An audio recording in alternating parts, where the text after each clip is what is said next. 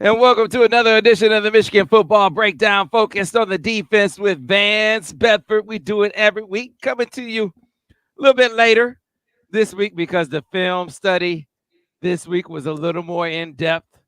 Was not a little more in depth. It was a lot more in depth. We had a lot to break down on this week's film study as the Wolverines fell at the hands of the Washington Huskies, their first Big Ten loss in 3 years. And Vance went deep. Vance went into some teach tape. Now, it wasn't all negative. Vance went and started with the positive, which is different for you, Vance, which is it's different for you to start on a positive. I should have known it was a setup for you to start with so many positive plays because it was clear that you had a lot of bad plays that you wanted to dissect, but with a purpose because you wanted to focus on the things that you felt like they really need to spend some time focusing on in this bye week. And Yeah, hopefully, there were a you lot of did good those things things. bye week. There were a lot of good things in the video in this game. To be honest, they truly were a lot of good things, and that's why I wanted to show that when we execute on defense, we do a tremendous job. And the plays we showed that we didn't execute, we were hurt because of it. And people were like, "Well, Wink is killing us with these calls." No, we broke it down. Say if we execute right here, we get off the field because that's why I start off with the four good plays. It showed when we executed, did a tremendous job, and when we didn't, we were hurt. Now I know we have a lot of injuries right now. We have a lot of guys missing, and that's part of it.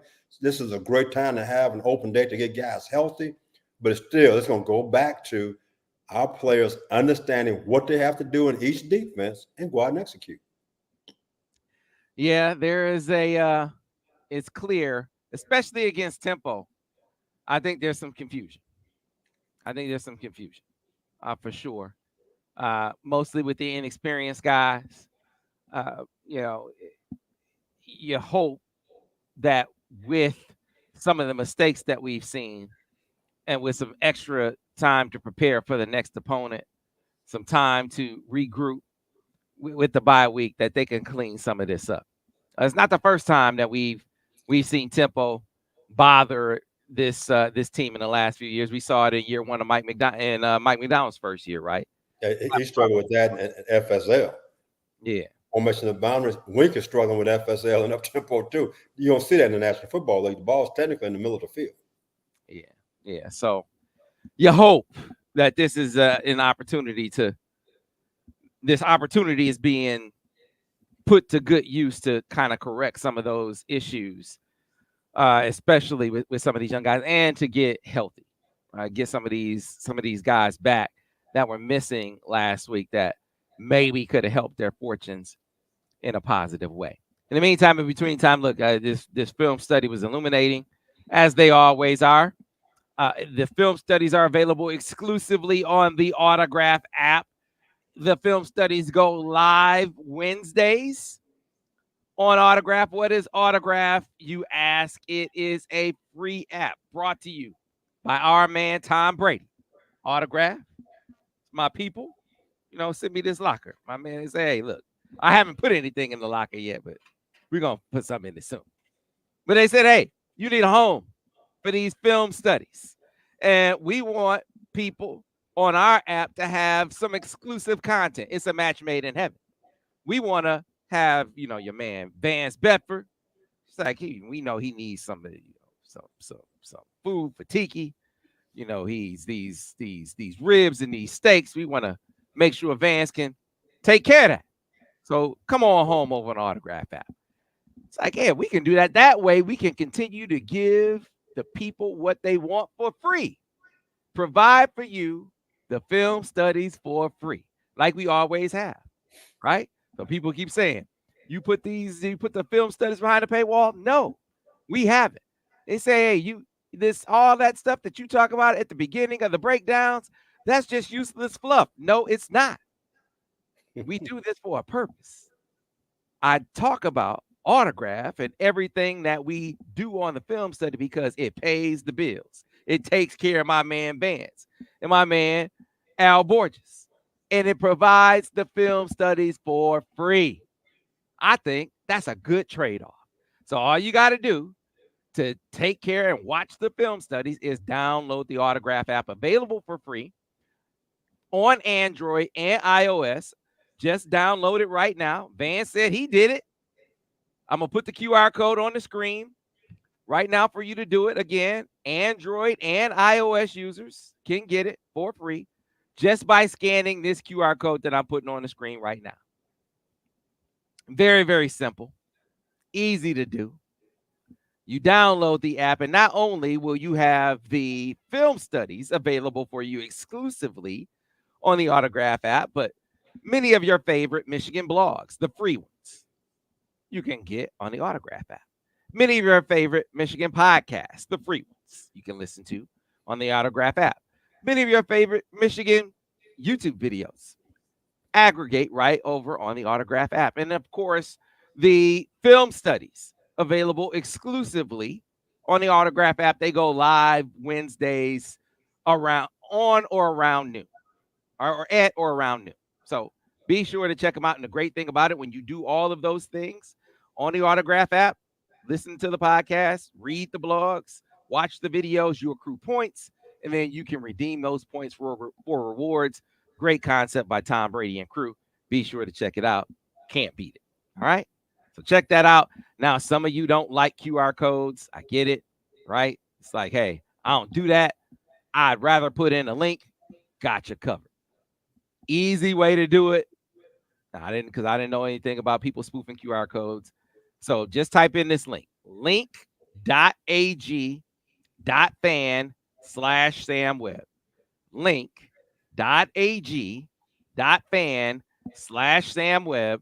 That is the easy way to download the Autograph app, right? Go to that link, download the Autograph app, and you are off and running with that fan experience and get into the film studies. And again, they go live on Wednesdays, either right around noon or before noon. Okay.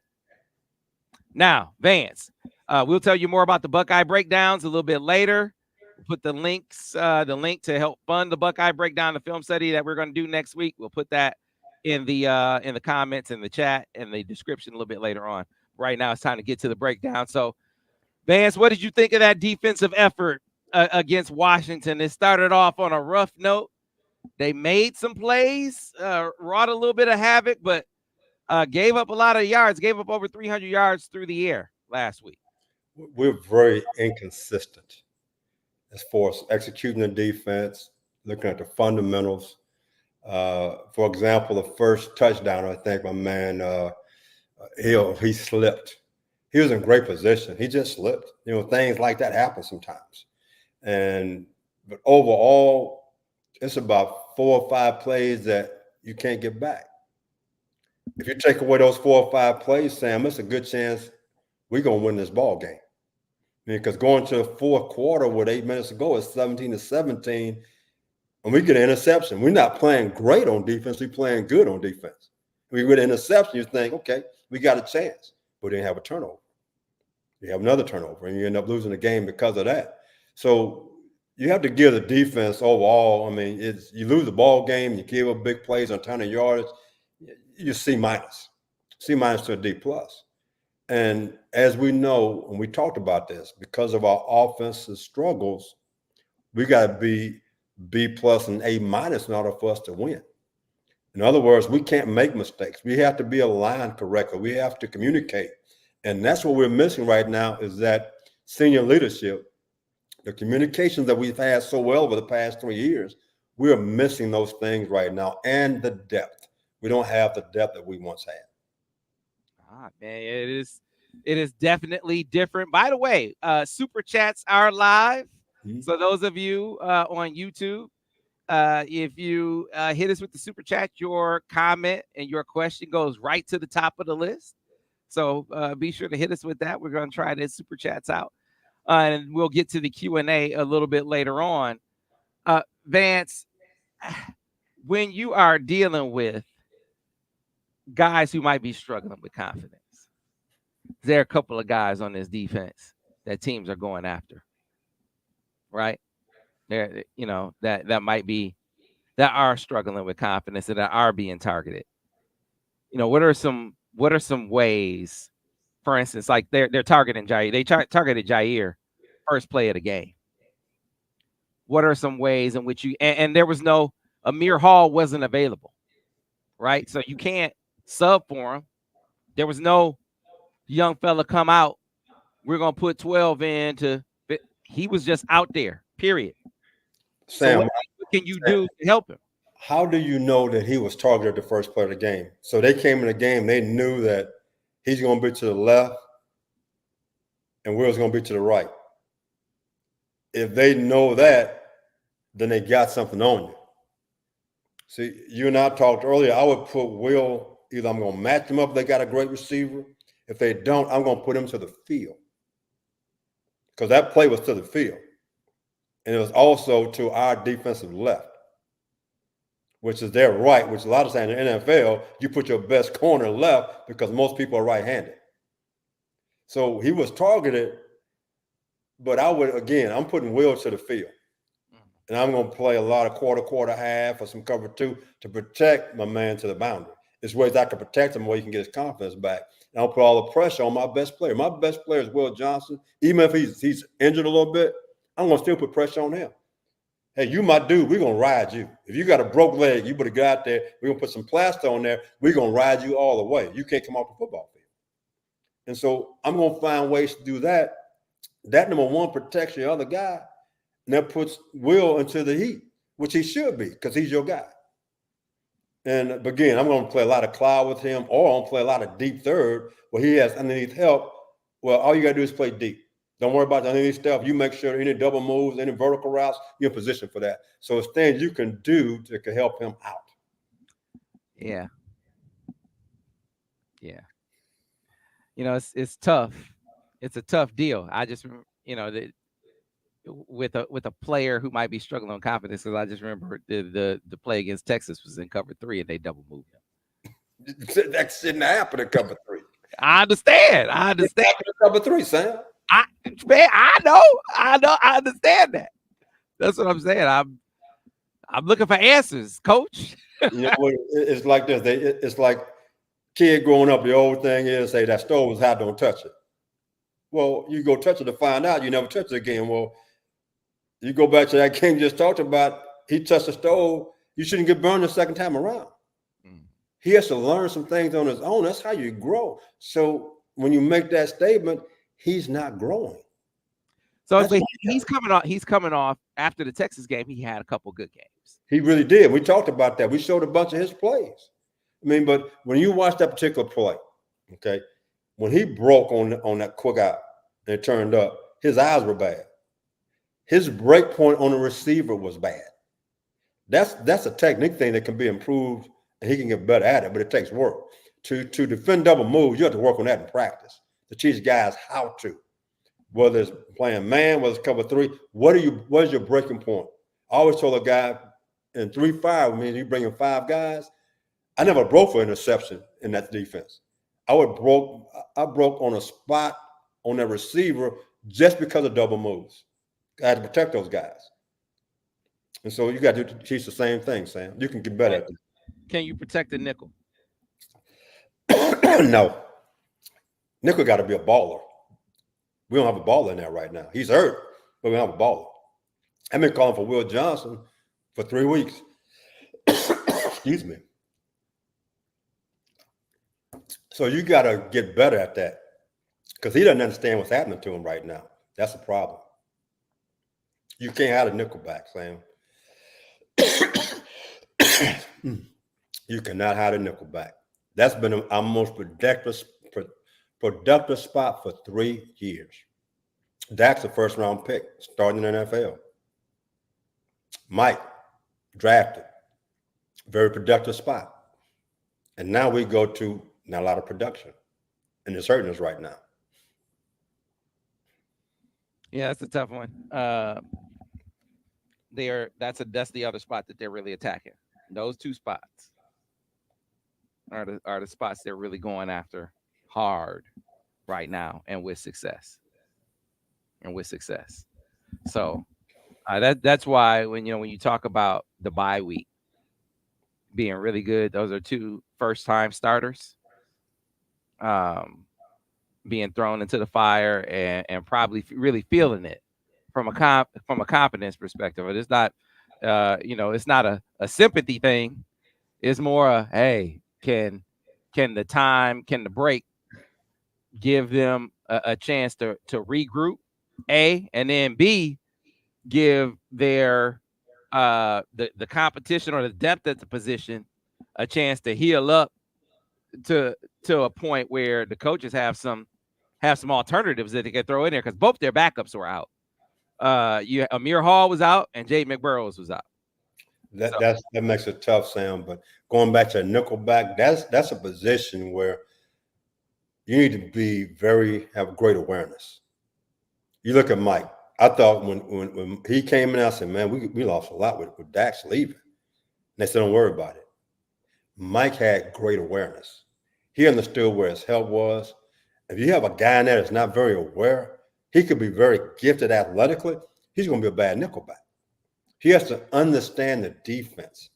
And if he doesn't, you're going to be hurting quite a bit because a lot of times the second best receiver on that football team, guess what he's playing? It's in the slot. He's a guy that's going to be quick, nifty, can get open. Game on the line, I'm going to that guy. He's going to be one-on-one. He has a lot of feel to the outside and inside. So you want a guy in there that can take things away and understand the alignments. And right now, I don't see that out of Barry. yeah. So we'll see. Again, same thing with whether some of the transfers have been banged up as well. You hope that this bye week has done a lot for the health and getting those guys acclimated to.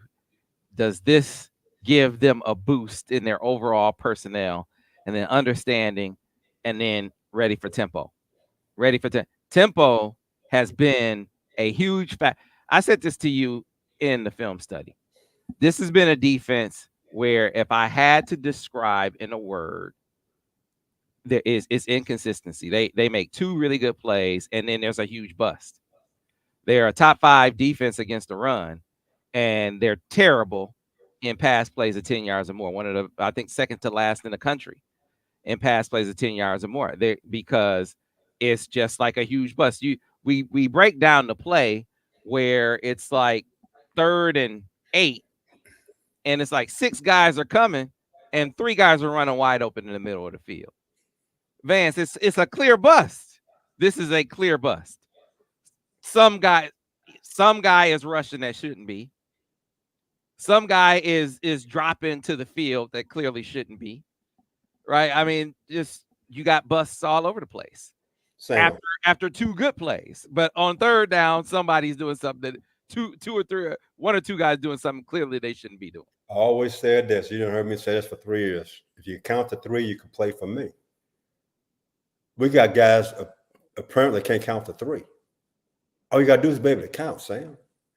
And that count puts you in position of your coverage. That's how simple a game has to be. You try to make it that simple. So I'll be asking one question: where did number 2 go? Where is he? That's where you should be then. Why you out here on number 1 and your number 2 is inside? On that play you're talking about, those are things I'm talking about, just that simple. And those are things that's got to get cleaned up over the next 2 weeks. Yeah. Yep. And with all of that, Vance, they were in position. They were in position. They made a play late. It's 17 points in the 4th quarter, and they get an interception to get off the field. Mm-hmm. They get an interception to get off the field. But the burden is still on the defense to do more. Yeah. The burden is still on the defense to do more to carry the offense. It's kind of like I liken it to if you got a lot of us have kids. I tell this to my youngest boys all the time. My youngest boys, one's 11 and one is 5, and they share a room. And I tell them to go clean the room, and the 11-year-old gets mad because the 5-year-old doesn't clean up as much as him. And I was like, how do you expect the 5-year-old to clean up as much as you? Like, you're older. You're supposed to do more. That's right.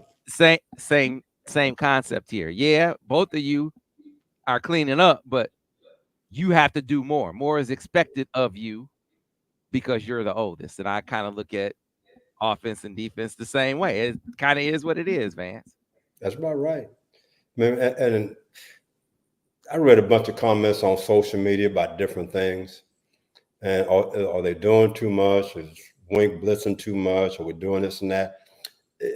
It's a combination of a lot of things. It's a combination of a brand new staff. It's a combination of a lot of new players, combination of injured guys right now. So it's not one thing. There are a lot of things where we having mistakes on the football field right now. And that's part of it. That's the growing pains of having a new staff. It's the growing pains of losing a bunch of guys to the draft, and the next guy stepping up may not be draft picks in about 2 or 3 years. And those are things you look at. You look at your two linebackers, 5th and 6th year seniors, Mike, senior. You had all that going on. You had two deep. You had guys that come in and give your starters some rest. Right now, when you take the starters off the field, those down guys, the drop off is a lot. People know it. You made a talk about the rushing stats. You say 5th in the nation. Well, if you're not playing pass defense, why would you run on somebody? I'm going to throw on them. See, that's the thing about statistics. You got to be careful. It looks like, well, it's really good here. What's the reason why? Well, you're not defending the pass very well. So why am I going to waste my time running the ball? I know I can throw it. I mean, so all those things that you got to look at too, you look at statistics. Yeah, I look back. It really wasn't until the Michigan State game in 21 when Mike McDonald, that was a turning point with him dealing with tempo.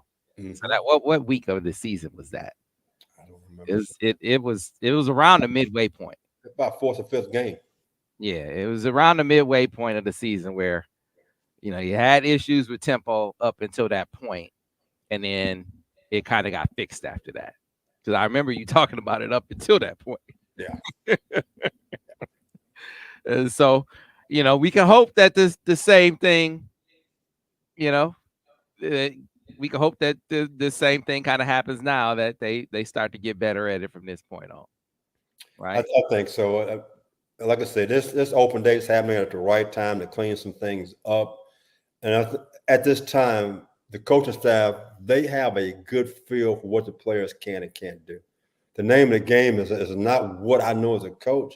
It's what can the players go out and execute. That's the only thing that matters right now. Because as coaches, we don't play one down, one snap. So it comes back to, I was one of those simple coaches. I would kick things out real fast. If it didn't work well in practice, it never got called in the game. The guys I work with would get on me, Vance, you're too simple. They could do more. I said, well, prove it to me. If they can't do it in practice, it's not getting called in the game. It's about execution, because if you don't execute, it could be on paper, it's a perfect call. But in the game, it isn't, because the kids can't execute it. So all those things you have to take a look at. Yeah. It's somebody said it was game 8. It was game 8, Michigan State. Wow. Yeah. So it was so a little bit later in the season before they got it fixed. So hopefully it's not that long before they start doing better against tempo. Hopefully Wink gets it corrected a little bit sooner than Mike McDonald did.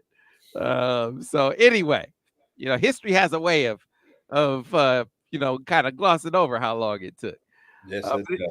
Yes, it does. But eventually they started getting it right back in 21 to the point, and hopefully, like I said, between the health and getting the bye week at this time, it can start coming together for these guys. And let's start getting to your grades, because I want to get to some questions from the people. Vance, if you can grade the defensive effort, and I do want to point this out. Listen, they got the ball back. It was a couple of 3 and outs late in this game that put the defense right back on the field. So while the burden is more so on the defense, if there are some circumstances where they were compromised, where if they could have gotten at least a chance to make a few adjustments, get a little bit of a breather, that could have helped them a little bit. but between going right back on the field and having a short field at that, certainly didn't help the defense's cause at all in those scenarios. So It really gotta didn't. cut them some slack there. Sam, I got to go back to that 2021 team. I want you to think about this. You had 2 first-round picks at the defensive end, basically. You had a first-round pick in Dax. Think about it. Technically, you had 3 first-round picks on that defense, along with some other guys who developed who became draft picks also. On this defense right now, you probably, based on how they're playing, you could have 2 first-round picks inside of the tackle.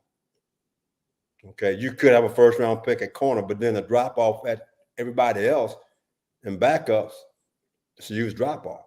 That 2021 team, we had other guys who stepped up who became draft picks.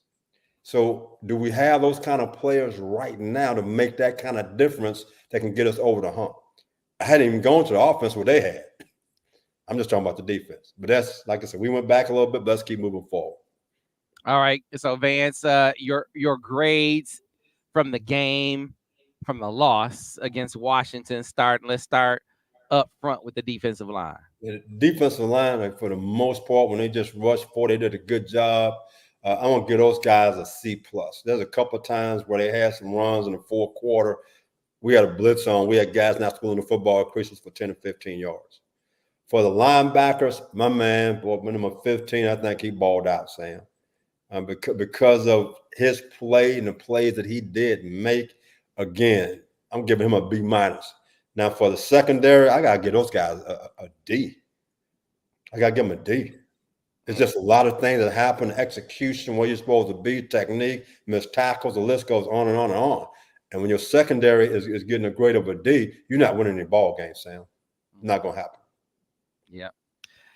Yep. A lot of busts. A lot of busts in the secondary. A lot of busts. No other way to slice it. You'll see if you check out the film study. We really point them out. Got to get it cleaned up. Got to get cleaned up. Quick, fast, and in a hurry. If you have questions for Vance, get them in the chat now. We'll start mowing them down. By the way, super chats. I spelled it wrong. I said chats. Super chats go to the top. Let me go ahead and get that right. Super chats on YouTube go to the top. Super chats on YouTube go to the top. And I'm going to put one to the top right now. So to the top. And that will be the first question, one of you super chatters. We appreciate those of you. That goes right to the cause. And so the first question will come from Munir. Thanks for the super chat, Munir. Hey, Vance, give me your grades for the coaches on defense, not for the position groups.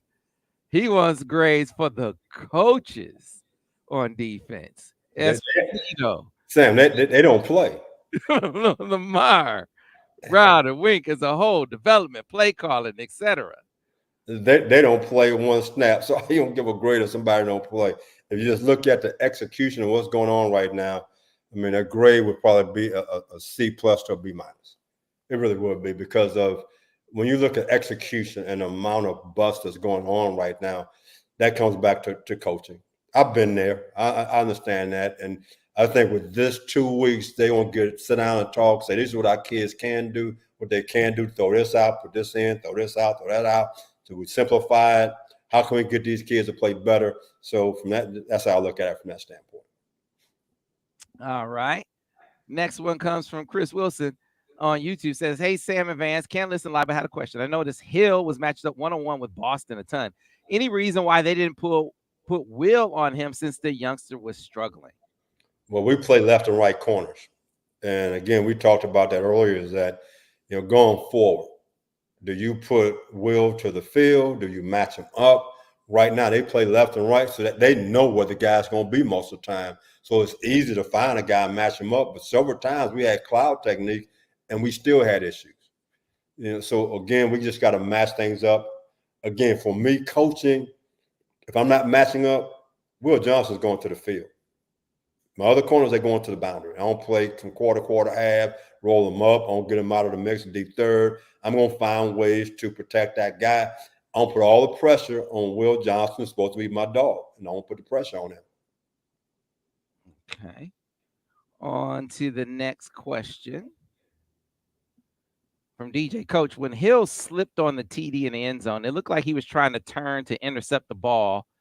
Was that the case? Do you think that was the case? It was. He slipped because he planted wrong. If you watch his feet, he crossed over a little bit, and we tried to jump, and that's when he slipped because he was actually in pretty good position. If he doesn't slip, I would love to have seen could he have made that play. Like I used to tell guys all the time, slip on your own time, baby. Don't slip during game time. You can't do it then. Steve Horn said one of the things he knows about pro coach. He said pro coaches like to flop the D line to the formation strength too. McDonald learned to stop doing that. Did you notice that? I really didn't. If you look at it, most of the time, Mason plays a lot of 2-out technique. So he's playing them technique-wise on how he wants to play them. He calls an under front and an over front. But still, he got one guy who's primarily a 3 technique and another guy who is a nose guard, how he likes to do it.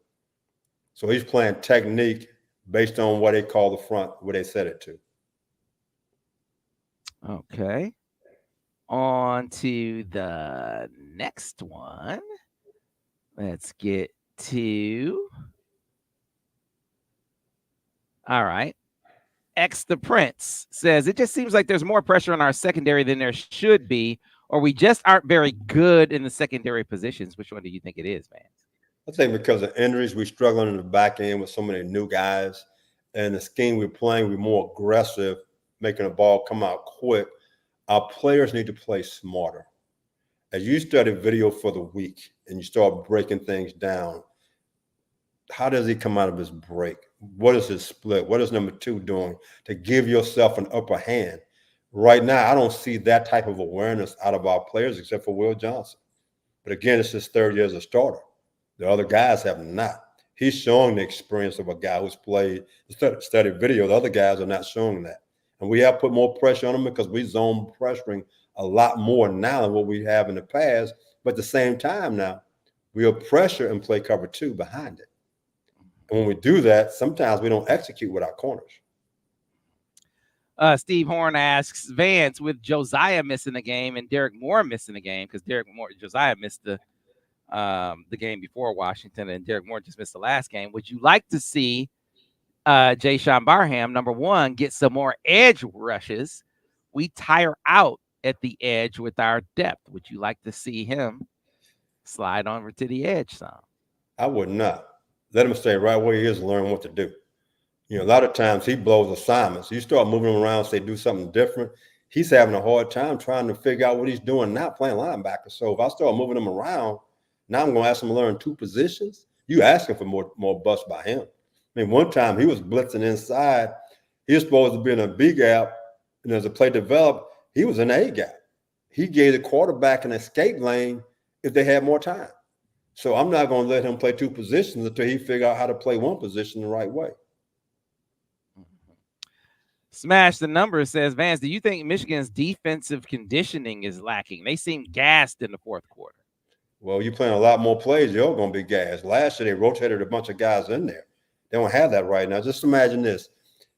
Your offense go out there, and they have 4 3-and-outs. And those 3-and-outs are somewhere around 1 minute and 20 seconds. So on defense, you probably have 4 guys who are on the punt team. They sit down, finna have a drink of water. All of a sudden, you hear the word punt alert. You had no chance of making adjustments or corrections with your players. So therefore, instead of playing 30 plays, which a lot of them played last year up front, they're now playing 60 to 65 plays. So are they going to be gassed? Yes, they are, because they're playing almost twice as many plays as they did last year. And that's part of the issue. Great defenses play with an offense that I call a ground chuck. For 3 years now, they ate the clock up. They kept them fresh. They had 6-minute drives. You have a chance to recuperate as a defensive lineman, 320 pounds, and get your oxygen back. Yeah, Steve Horn said that's why I come here to learn from Vance, student of the teacher. Appreciate it, man. I appreciate Vance has some disciples in here. Ty Lindsay, thank you for the super chat. Appreciate that. All right, let's go back to the questions from the people. The next one, yeah, this one is he says Zeke Berry is struggling in man, and I feel like that makes him press elsewhere. Do you feel like that's the case, that he's struggling in man specifically? They don't play a lot of man with the nickelback. It's been a lot of zone, Sam. There's a lot of zone. I mean, you can say one or two plays when they got maybe causing zero coverage, but his problem is, as I watch it, he does not show zone awareness. In this particular ball game, a couple of times in zone, he was in the wrong spot. When you go to the breakdowns, we had a strong zone. You get a wheel route by number 2. He looking back. Another time we got his zone pressure on. I didn't know where he was going. Another time we're in cover 2. He's going to the half field. He's late to break in the wrong position. So I see his issue more in zone than a man. Wing don't play a lot of man. He's zone pressures. In other words, just three underneath. Or it's we bring in 4. Look like we're bringing more. We playing some form of cover 2. So Wink doesn't play a lot of man. People keep saying, well, Wink playing a lot of man. No, he doesn't. I know he's zero blitzed at the end. We had a PI and a face mask, but he felt like I got to get him out of field goal range. And they were max protect and just threw the ball up and had that PI. So people are like, we do a lot of that. No, we don't. We don't do a lot of that. We really don't. He's a zone pressure guy. All right. This is a great follow-up to that. Andrew Bailey on YouTube says, Vance, I feel like a Wink apologist, but could there be a disconnect with his teaching methods and the player's ability to grasp concepts? When you look at overall defense, I'm going back to the standpoint of being a DB coach. When the coordinator and we decided this is what we're going to do, was my job to go and teach those fundamentals to make the defense work. If I didn't think I can get it taught, I'd go to the coach. Hey, we having problems back here right now. We could go. I would not call that call.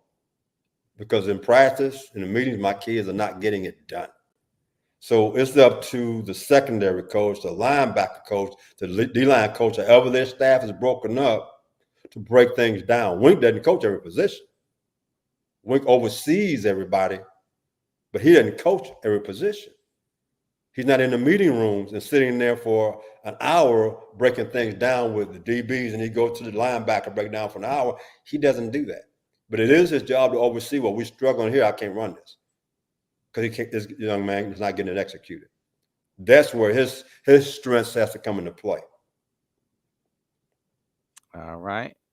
On to the next question for Vance. If you have questions for Vance, get them in the chat. All right. John Walls want to know, Vance, how do you feel about our safeties?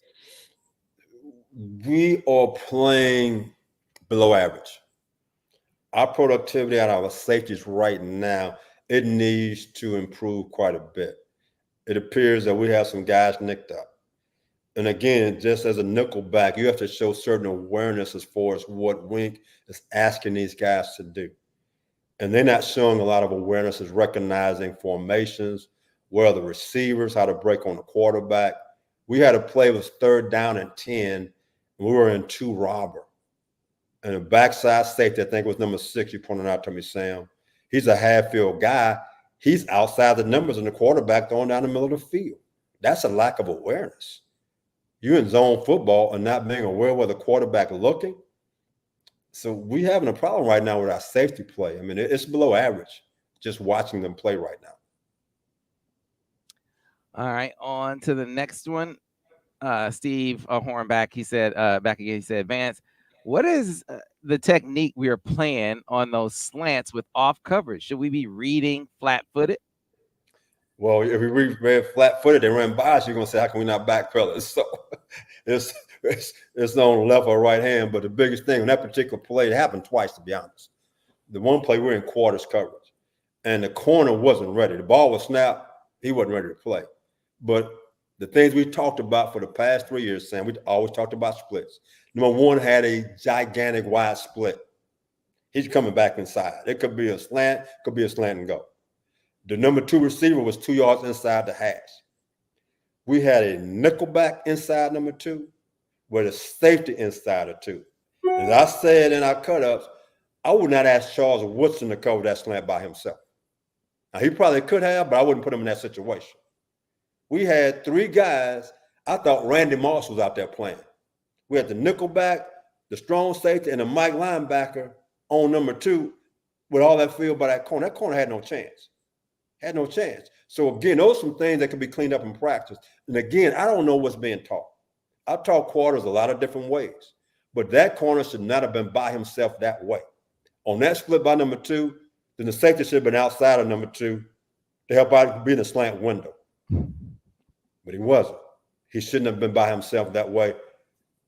From a coach's observation, he was run quarters and talked to other coaches who have run quarters. Yeah, they triple teamed the slot on the play. That's what basically. Yeah, they had Randy Moss out there. I know that wasn't. He was too short. They had that was Tyreek Hill. They had him well covered, Sam. They did. Yes, they did. All right. On to the next one. Sean Day on Facebook wants to know, Vance, do you think Wink is over scheming without adjusting to the talent and capabilities of the defense? You know, I don't say that because a lot of things we have seen in the first several ball games, he's running some of the same things over and over again. And you hope that the players are getting better executing that because of injuries. We are starting to play different guys. And so it's like it's the first time they have done that and it shows up. So sometimes in those particular situations, you might have to dial back on some of your calls that you would like to run because the kids that are going out there playing right now, they don't know how to execute it. So you can dial it back. And the biggest thing people talk about with adjustments in the second half, football is a team sport. When you ask the defense to be the big brother all the time, sometimes they're going to fall short. And right now they're falling short. Yeah. People don't realize that. Well, we're not stopping anybody. When your offense is 3 plays and out and 3 plays down, 3 plays and out, your defense is wearing out. Yeah. So it kind of goes hand in hand. When you talk about football, it's a team sport. If I'm playing golf, it doesn't matter. If I'm playing tennis, it doesn't matter. If I'm running track and running 100 meters, that's strictly on me. Mm-hmm. But when the final score says whatever it may be, offense, defense, special teams, and how one does, if they do it effectively, then the other side's going to do it effectively also. If one side is doing poorly, it's going to affect the other side to a certain degree. Yep, 100%. All right, that gets to this next one from Sean Day on Facebook. Sam and Vance, I believe that the reason our defense is letting offenses convert on third down at such a high percentage is depth on the D-line. When Mason, KG, and Rayshon Benny are out, the production and push from the interior defensive line is not the same.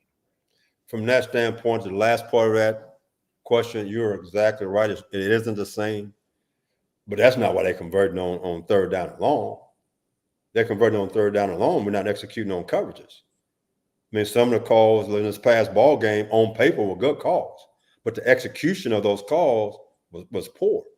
Had nothing to do with the inside. Well, a couple of times we got guys scot-free to the quarterback and the quarterback throwing strikes because we're not in the right spot. The previous play we just talked about on the slants had nothing to do with the call. It's the execution of the call. And that was a third down and 7, I believe. And they threw a slant. We got a corner defending a third of the field by himself without any help, which should never happen. If we were in cover 3, he'd have had a nickel back right in the slant window, and they couldn't throw that ball. So it's not just about the push. It's about the execution of the calls once we get calls in. All right. On to the next one. JR on YouTube wants to know, Vance, why do DBs play so much soft coverage? Should we play more press with Wink blitzing so much? We're not running man blitzes. We're running either 3 or cover 2. And it's about the fundamentals. It's about getting in a proper back pedal, staying square, reacting to what you see. So across the country, if you look at Georgia, they playing 8 yards off. You know, you look at LSU, who have decent DBs, they 8 yards off. I mean, so again, most people across the country, alignment is pretty much the same. They 7 to 8 yards off. Now it becomes that I'm executing, reacting to what I see and going to make a play. At the present time, our players are not reacting to what they're seeing. They're late to break. A guy who's supposed to be protecting the window for an outside slant is nowhere to be seen. That's about execution. A guy who runs a wheel route on 3rd down and 8, corner gets run off, and he doesn't take it, that's execution. When you're running 2 robber and a guy goes down the middle of the field, the guy isn't deep enough, that's execution. So it's about execution right now. It's not about them playing soft. It's about them recognizing what's happening to them and going to be football players. All right, Vance. On to the next one. This is a good one from Ty Lindsay on YouTube. Coach Bedford, how hard is it for a single assistant coach to coach both corners and safeties? And could that be an issue with this year's performance? Well, you know what? For most of my life, I've done it that way because you hear one voice. When you have 2 guys, if one coach is not adjusting to what the other coach is doing and saying, well, he should be doing what I'm doing, you can have a problem. I've always been one. When I was in Chicago, we used to do dime. I had 6 defensive backs out there on the field sometimes. I set up my drills to teach them how to play on everything from routes and everything else.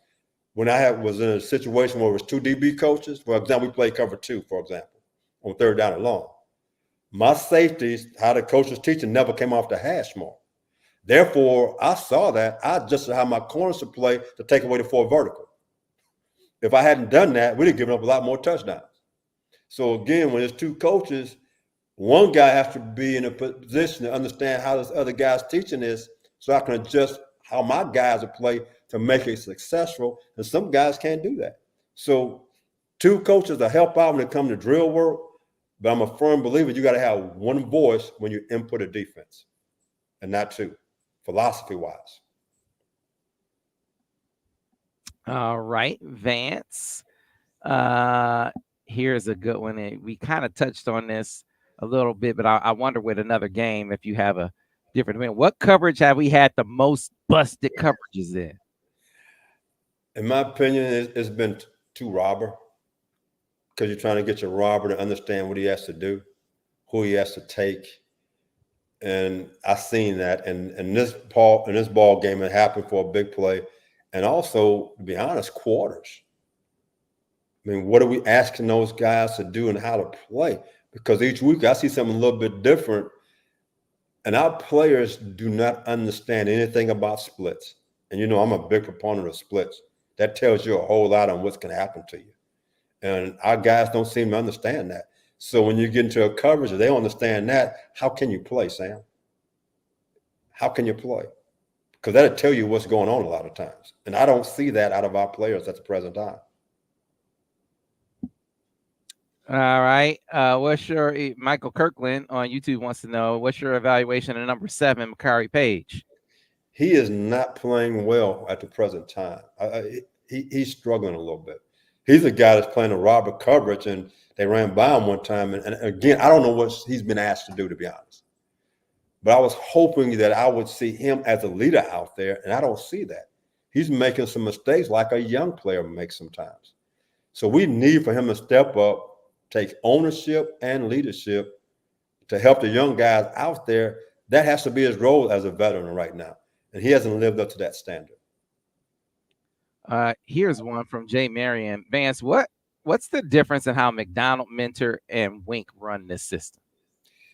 McDonald and Mentor, they ran simulated pressures, but not as much. Jesse ran more things with coverage. McDonald was a lot simpler coverage-wise. And I remember after the first game when Jesse came, I said, he must be a DB coach. Remember I said that, Sam? I said, he must be a DB coach. He running the same stunts as Mike did, but his coverages were different. Wink does a lot more pressure than both of those guys. And it's all simulated pressure, not man pressure. It's all simulated pressure. But he does a lot more. He gives you a pressure look. So what you're getting now is people playing Wink for what he did in the league. You're getting max protect. You're getting a lot of screens. You're getting max protect, which means they can block anything you send, and you get a lot of screens because of what he does as far as being aggressive. And people, they do a lot of mesh routes and crossing routes playing for pressure. So it's totally different. You didn't see a lot of those type of plays versus the previous two defensive coordinators because of what they did. All right. Here's let's keep with it. The next one. This is from J. Marion Vance. Are we running stunt Yes, twists on the defensive line this season? Oh, a lot less. A lot less. When you go back to 3 years ago, I made that comment. We need to start stunting the front more because people blocking us. And all of a sudden, we started stunting more, and we were turning guys got free, getting to the quarterback. We don't do as much of that as we have in the previous 3 years. We just straight rushing guys, or we have a zone pressure on. I mean, even if you go back to Lightning, both Mike and Jesse away from the stunt, they twist the guys. The 3 technique of pinch in the A gap and a nose wrap around for contain. I don't see a lot of that. I think it's maybe seen it once or twice. So from that standpoint, we are doing that a lot less. Mm-hmm. This is an interesting question that I don't know if anybody is really focused on. I just saw it. Could the biggest loss from last season be the departure of analyst Doug Mallory? He handled a lot of the Adjustments. coverage adjustments. I know. He was the coverage adjustment guy.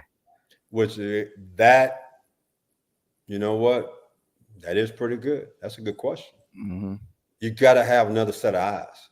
Sometimes a coach, it's like you being in the middle of a storm and you can't see sometimes. You need an extra set of eyes. Say, hey, you need to go left right here. You need to do this right here. They're doing this to you. You need a guy to come back and evaluate you to help you. And sometimes if you don't have that, that's a very good point. Mm-hmm. Yeah, he went on to be the DB coach for the Baltimore Ravens. You don't just a whole lot. you don't just walk into that. Yeah, he saw all those coverage variations against Washington. That was Mallory. That would help out a lot. Yeah. That was Mallory. Yeah. That was that's a very astute observation. As Steve Horn said, yeah, Mack and Wink are linebacker coaches. So it's I don't know if with linebacker coaches and D-line coaches, are you being prejudiced against them, how they call defenses fans? Well, most of the time, most coordinators in the league and in college, most of them are linebacker coaches. Mm-hmm. Because now you in the midst, you work with the D-line and inside drill, then you go to 7-on-7, work with the secondary. So most coordinators are linebacker coaches, and a lot of head coaches want their coordinators to be linebacker coaches. You know, you're seeing more and more now the transition where coordinators are DB coaches. You see more of that now than what you have any time that I've ever seen it. Mm-hmm. Mm-hmm.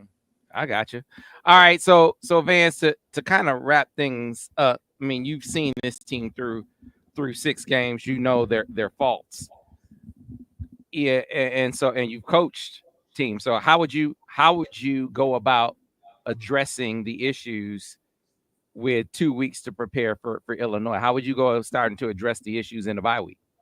I'm going back to fundamentals. We might show some Illinois film, but we're going back to the fundamentals. I'm teaching going from a secondary standpoint first. How do you play quarters technique? And I'm giving you every concept you can have. I'm going to give you different splits, check alignments. Now I'm going to go to cover 2 and cover 3. I'm going back to the basic fundamentals. That's your foundation. Linebacker, same thing.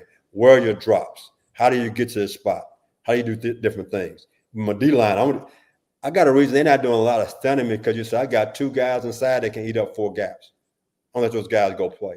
Well, you know what? I understand that, but sometimes that's twist them a little bit to get the offensive line off balance to say, you just don't know where I'm coming from all the time. That's easy for me to block, and sometimes we are getting blocked. So I'm going back to the fundamentals on how you do every little thing that we do.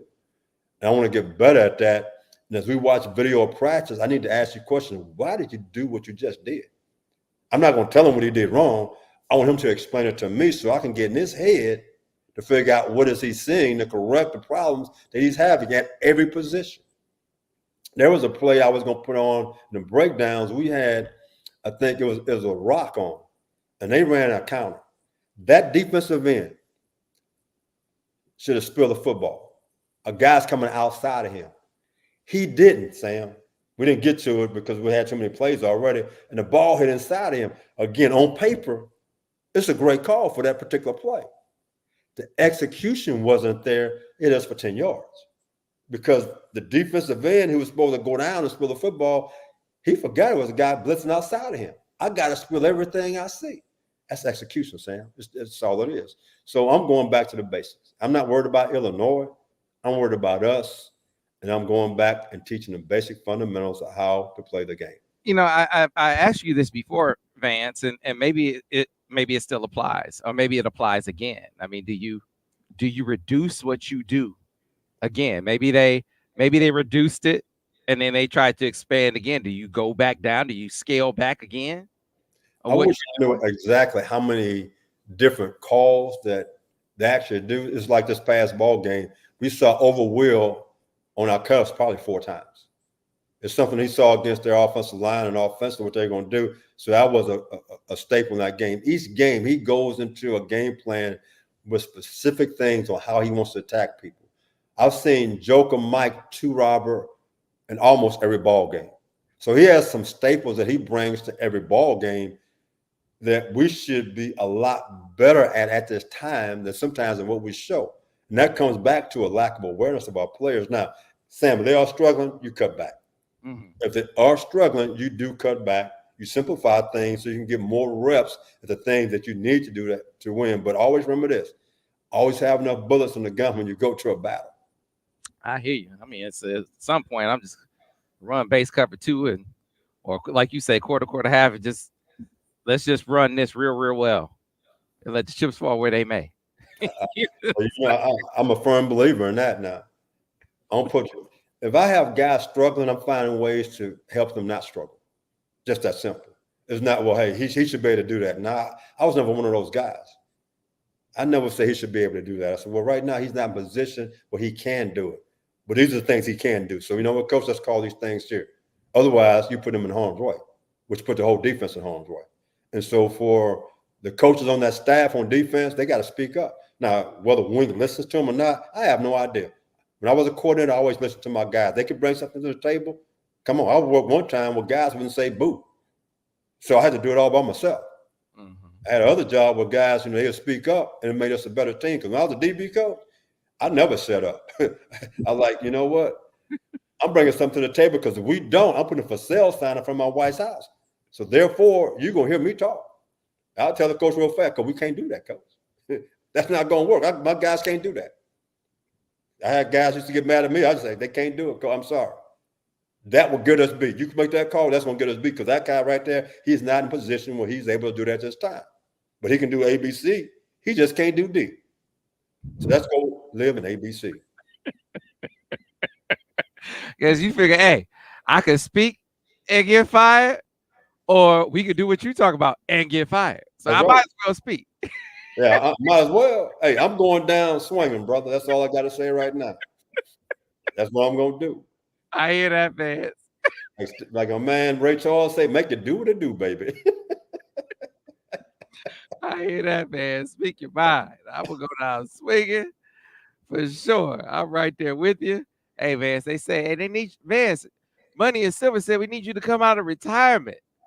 Hey, man, retirement is good to me. Hey, the Social Security called my name. Medicare called my name. Vance, don't go nowhere. Don't worry. Hey, folks, what do you think the film studies are for? Vance is coaching on the film study. That's what do you think the Buckeye break? I keep telling y'all, the Buckeye breakdown is nothing but an analyst tape.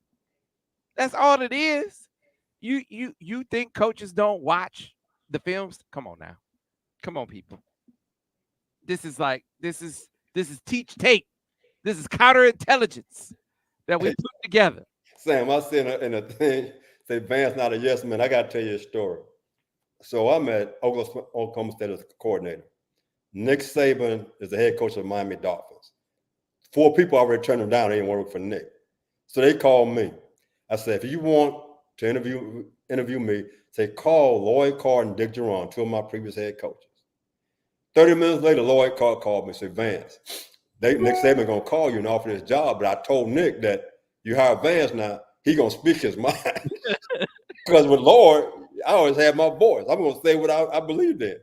I mean, but that's just an example. But if you're not bringing something to the table as an assistant coach, we don't need you. Everyone has to bring something to make it work. And if your coordinator is not doing it or not doing it by himself, he is not going to be successful. I hadn't met a genius yet. They're all dead. In other words, they were never born. There are no geniuses out there. I hear that. I hear that. That's right.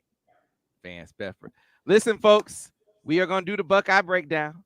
If you can help fund the Buckeye breakdown, which is counterintelligence tape that makes its way to people who need to see it, then all you got to do is click that PayPal link that we're throwing in the comment section. We're throwing in the description of the video. We're going to do that next week in the bye week. I don't know that we're going to do a second one because, I know how Michigan fans are feeling about the season right now. A lot of you have already given up. It's like no reason. There's no hope for the future. A lot of you are saying. So I get it. So we are definitely going to do the one next week.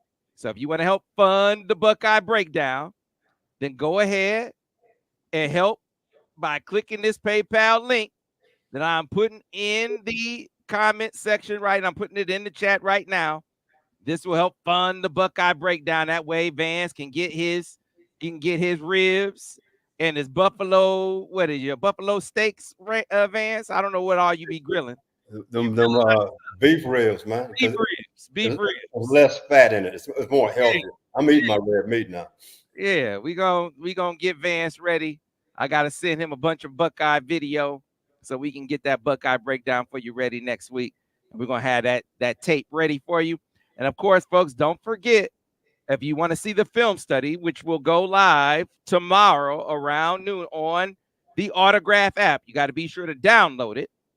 It is free. The Autograph app is free and is available on Android and iOS.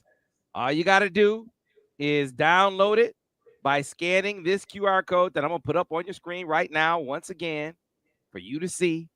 Very easy, very simple. Scan that QR code, download it, available for free on Android and iOS, and you can start enjoying the Autograph app, enjoying the film studies. They go live tomorrow. Until next week, folks, we always enjoy it. Hope you enjoy it as well. We have a great time on the football breakdowns. Vance, has been real, my brother. Have a great rest of your day. Hey, you too, brother. Go blue. Hey, like the man said, keep hope alive, baby. I'm behind Michigan through and through. We're going to find a way to get it done. We just need your support. Keep coming back and cheering on these Wolverines. They're going to get the job done. All right, folks. We'll see you next week on the next edition of the Michigan Football Breakdown, focused on the defense with Vance Bedford. Go blue.